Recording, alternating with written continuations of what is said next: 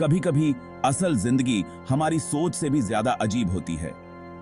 हम सस्पेंस, डर और अंधेरे की कहानियां सुनना चाहते हैं, लेकिन क्या हो जब कहानी और असलियत के बीच का फर्क मिट जाए? ये एक ऐसी ही कहानी है, एक ऐसी डरावनी कहानी जिसने पूरे देश को हिलाकर रख दिया। एक ऐसी कहानी जहां सच, जैसा कि कहते हैं, कहानी से भी अजीब और डरावना था। ये कहानी है एक औरत की जो टुकड़ों में मिली। आम टुकड़े नहीं, 300 टुकड़े, और वो भी छुपे हुए सबसे आम जगह पर, 22 टिफिन में।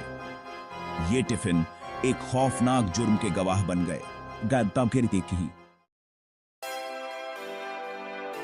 डॉक्टर सोमनाथ परिदा कामयाबी का दूसरा नाम थे। रिटायर्ड आर्मी लेफ्टिनेंट कर्नल होने के नाते उनकी जिंदगी अनुशासन और कामयाबी से भरी थी। यही लगन उनकी दूसरी पारी में भी दिखाई दी जब वो एक मशहूर डॉक्टर बने। उनकी पत्नी उषा परिदा शालीनता और गर्मजोशी की मिसाल थी। साथ मिलकर वो एक परफेक्ट कपल लगते थे जिनका सब लोग सम्मान करते थे। उनका घर एक शांत मोहल्ले में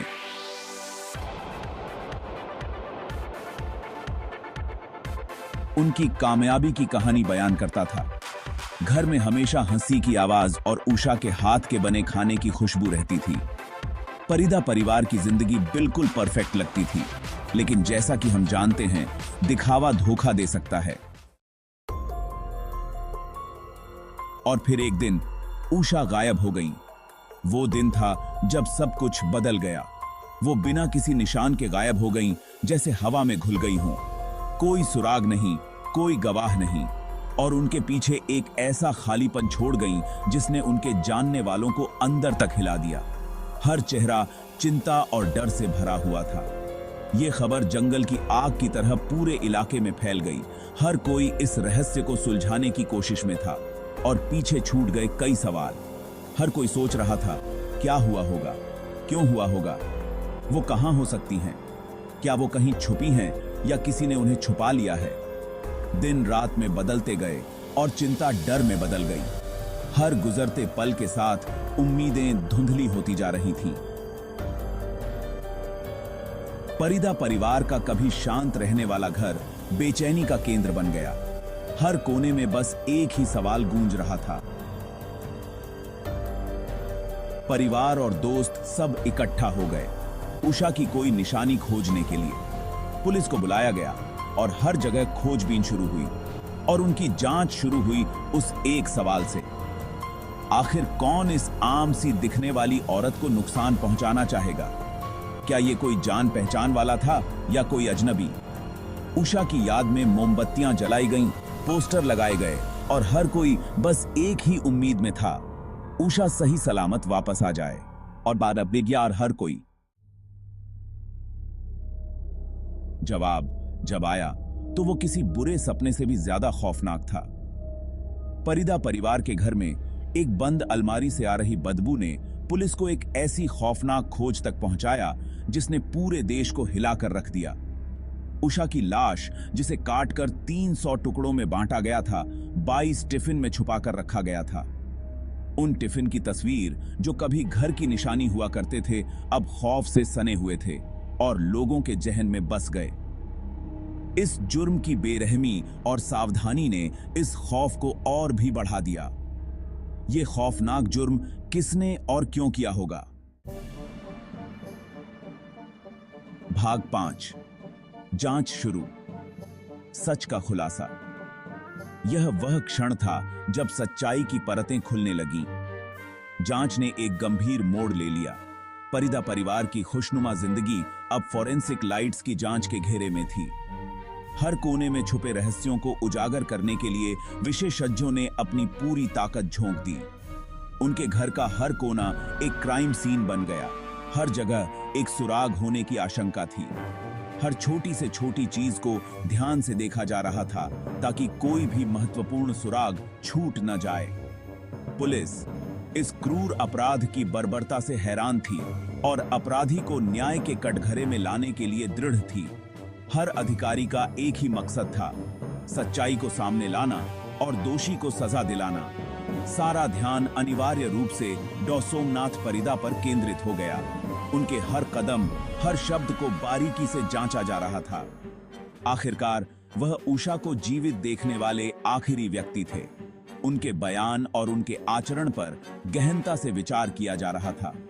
उनका शांत आचरण, जिसे कभी ताकत माना जाता था, अब संदेह की दृष्टि से देखा जाने लगा। उनकी हर हरकत, हर प्रतिक्रिया को संदेह की नजर से देखा जा रहा था। जैसे जैसे जांच आगे बढ़ी, झूठ, छल और एक भयानक साजिश का जाल सामने आने लगा। हर नए सुराग के साथ सच्चाई की परतें खुलती जा रही थीं और एक भयावह साजिश का पर्दाफाश हो रहा था।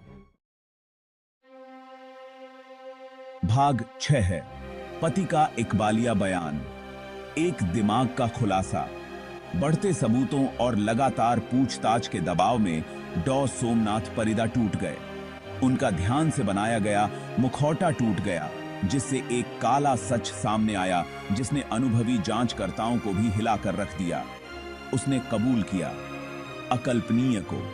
उसने अपनी पत्नी उषा की हत्या कर दी थी। उसका कबूलनामा ठंडे खून की एक भयावह कहानी थी।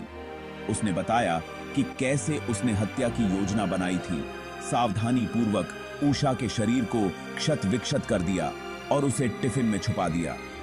जो आदमी ठीक करने की कसम खाता था, वह मौत का पैगाम बन गया था।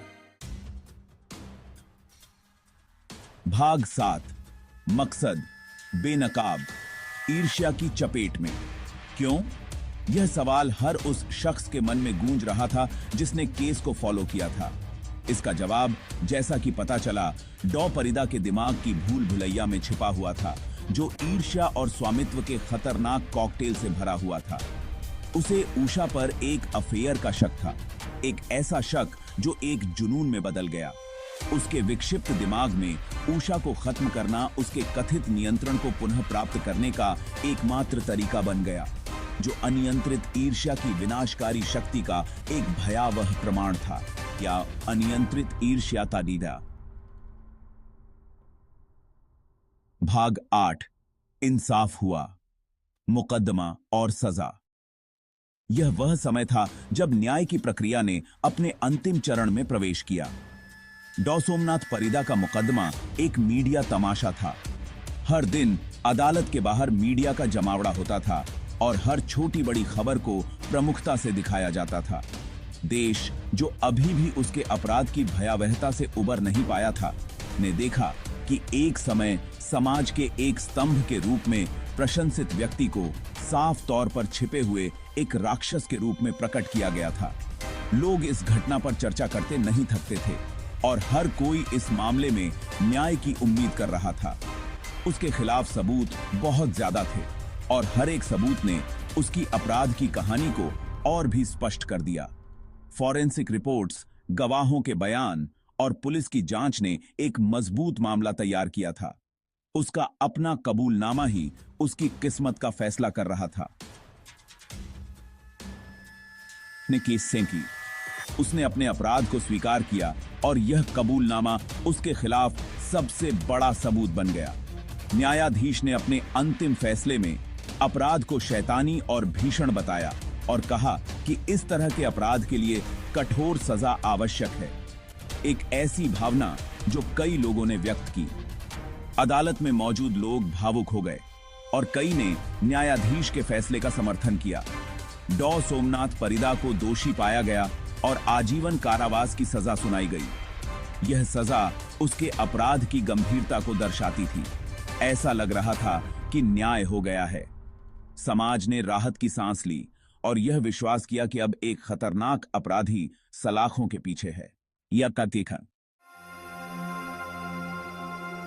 भाग 9 विचार, एक जुर्म का साया। डॉ सोमनाथ परिदा का मामला देश की सामूहिक स्मृति को आज भी परेशान करता है। यह एक भयावह याद दिलाता है कि अंधेरा सबसे अप्रत्याशित जगहों पर सामान्यता और सफलता के पहलुओं के पीछे दुबका हो सकता है। 22 टिफिन, एक भीषण अपराध के मूक गवाह, लंबे समय से चले गए हैं, लेकिन मानव मानस के बारे में उनके द्वारा उठाए गए प्रश्न, उनके भीतर रहने वाला अंधेरा